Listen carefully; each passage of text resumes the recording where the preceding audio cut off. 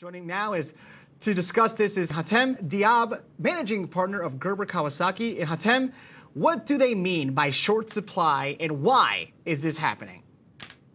Hey Ken, how are you? Thank you for having me. It's tough. I mean, these supply chain issues are really hurting a lot of companies, and Sony especially makes most of their consoles in China. So the supply chain issues coupled with the semiconductor shortages are just really killing the availability of these consoles.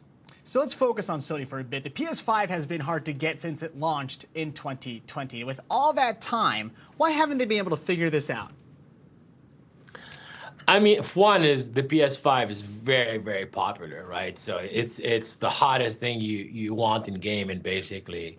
But then two is just, I don't think anybody expected the supply chain in China to get this bad. I think we all thought COVID was over and we going to reopen, and then Omicron happened. So you couple that with some semiconductor issues, and then you have a situation where you just can't make enough of them.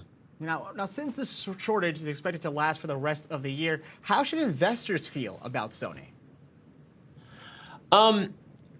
I think if you liked Sony before this, that should not change your opinion about the company. I don't think this is going to be a huge hit to revenue per se, but I think in reality, what these companies are doing is they're just tempering expectations. Really, they're saying, "Hey, listen, it may get tougher. I want to set the right expectation for the markets.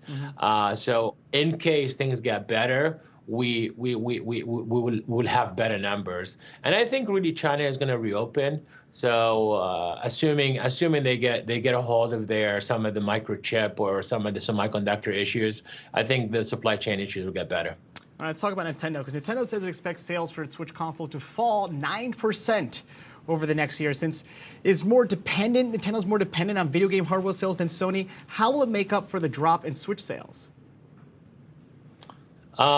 They have a very, very powerful software business. I mean, they have, I think, 7 or 8 games slated to come out this year. I think Nintendo does a much better job building some really awesome games. I don't know if you heard of the game Animal Crossing. It's basically put them back on the map. So I think their forecast actually says they're going to do $14 billion in revenue, which is about what they did last year. So they will make up for these shortages simply because they have such a powerful slate of games. Now, Nintendo, which trades overseas, also announced a 10-for-1 stock split today. Could you explain what this means and why the company is doing this?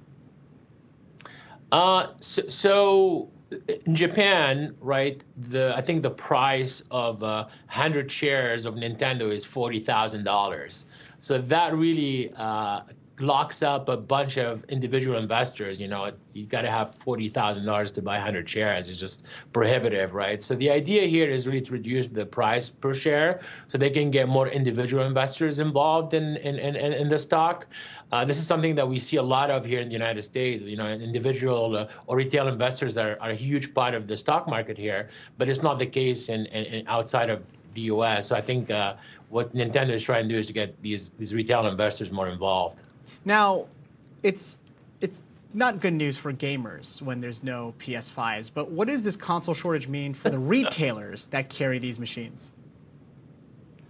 I mean, listen, anytime you don't have a product on your shelves, that's bad for business, right? Like, you know, you don't get customers in the stores, and as a result, they don't buy other stuff. So everyone is suffering from this, I think, in every product category, by the way. So we need to get these supply chain issues solved because everyone is suffering from this, and it just sucks. It's just unfortunate.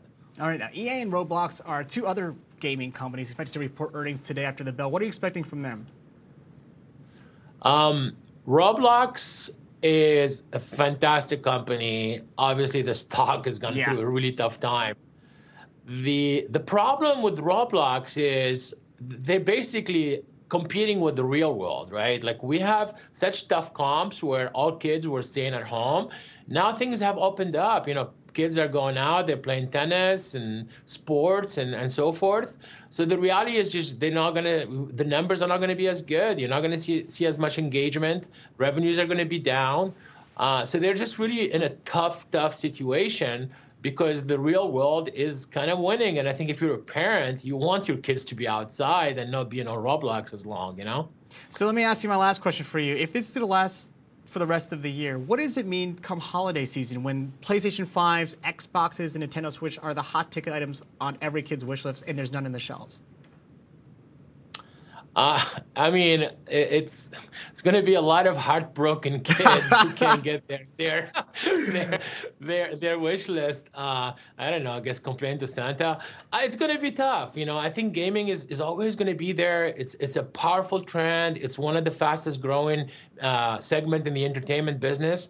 And unfortunately, this is going to hurt, you know. So hopefully we get some of these supply chain issues figured out so, you know, kids can come back to gaming, you know. All right. Well, we will talk around Christmas over the sounds of children crying. Hatem Dhiab, managing partner at Gerber Kawasaki. Hatem, it's always a pleasure. Thank you, brother.